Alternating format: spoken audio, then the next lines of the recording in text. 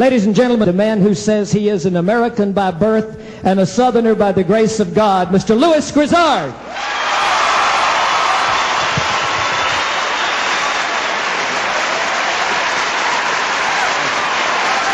Thank you very much. I appreciate it. Thank you. Thank you. Thank you very much. I appreciate it. Thank you. Thank you very much. I sort of feel like Johnny Carson's wife. I don't know if I can get by on that, to tell you the truth. Thank you for being nice to Bill Anderson. I've known Bill for 17, 18 years. Frankly, I never cared for him, but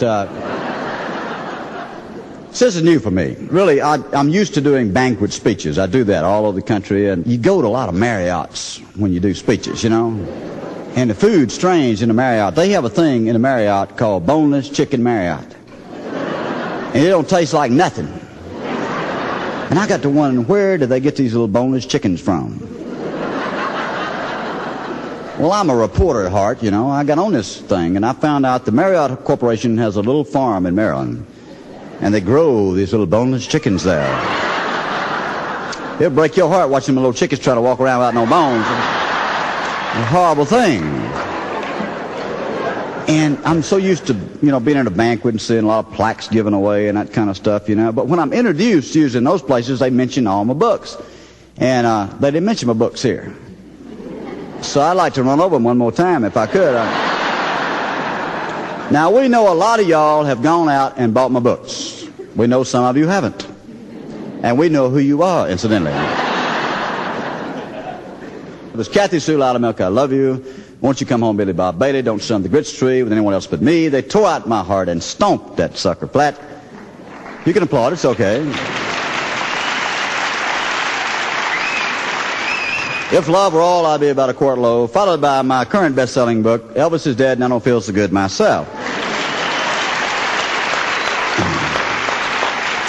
which has been on the New York Times bestseller list now for 13 weeks. I am the only person in the history of Moreland, Georgia, ever to get on the New York Times bestseller list. I'm the only person in Moreland, Georgia ever heard of the New York Times bestseller list. I know a lot of you think about this. I really do, because I've learned this. I've done 7 books, and people ask me all the same question. People always say, you know, how much money you make on them books? In other words, I pay $11.95. You get all that? No, let me tell you what. I get about $1.50. But it's a true story. After every book, I get about $1.50. Even then, the money is not all for me. Some of it's for my little brother Joey. I went by to see little Joey at Piedmont Hospital this afternoon.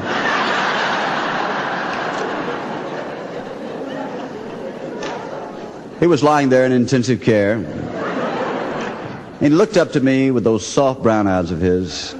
He said, Lewis, what are you going to do tonight? And I said, little brother, tonight I'm performing at Symphony Hall.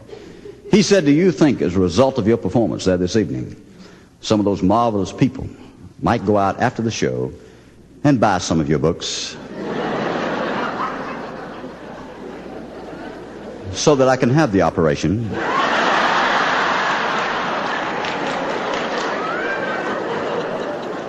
and be able to run and jump and play like the other little boys?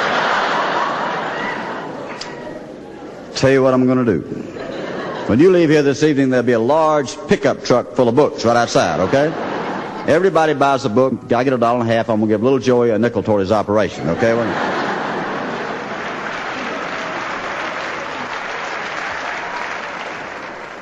Elvis is dead and I don't feel so good myself. I loved Elvis. I guarantee you, I loved Elvis. Did y'all love that? Didn't you love him? I loved him to death. I'm glad my mama lived long enough to see what kind of crowd they got entertaining the young today, biting the heads off bats and such as that. My mama has done forgiven Elvis. He might have shook his pelvis, but he never showed it to nobody, you know what I mean?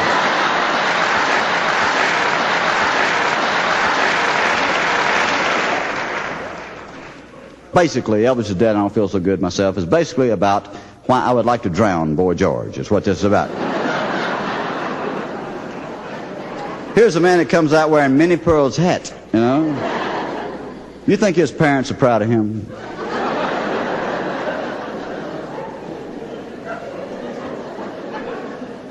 Michael Jackson. That's strange. Do you know what Michael Jackson and the Atlanta Braves have in common? They both wear one glove for no apparent reason.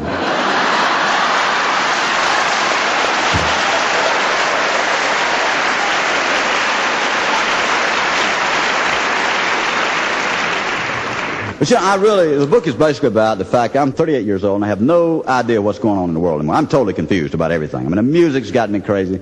Everything's gotten me crazy. I don't understand anything anymore, you know. Fast food gets me weird. I went into a place the other day and ordered me a cheeseburger. And they brought it to me and I opened it up and there was mushrooms on the cheeseburger. I said, "Excuse me, ma'am, but there are mushrooms on my cheeseburger." She said, "We always put mushrooms on the cheeseburger." I said, "You know what these things really are? They're toadstools." Frogs go to the bathroom on these things when it's raining.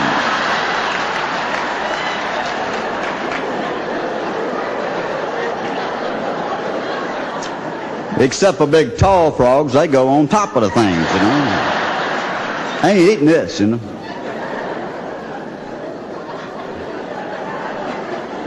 See, restaurants bother me today. We've gotten into this cute thing with restaurants. Everybody's cute today, you know. You go into a seafood restaurant, and they don't say men and women or ladies and gentlemen in the restrooms. They have boys and girls, you know. I went to a restaurant the other night called The Hound and the Hare. I went to the restroom. They had bird dogs on the doors. I didn't know if I was a pointer or a setter, you know.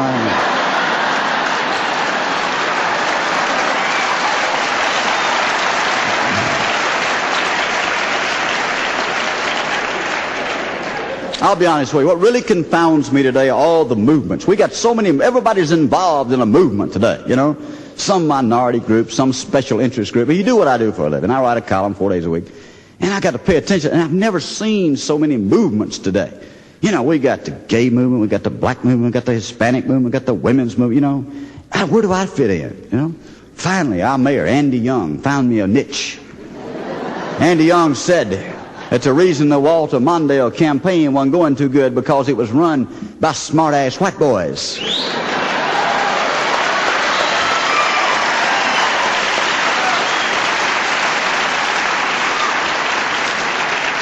Finally, I know what I am. I'm a smart-ass white boy. The gay movement gets me a little crazy. Do we have any gay people here, by the way? Because I don't want to embarrass anybody, you know. How about tech fans?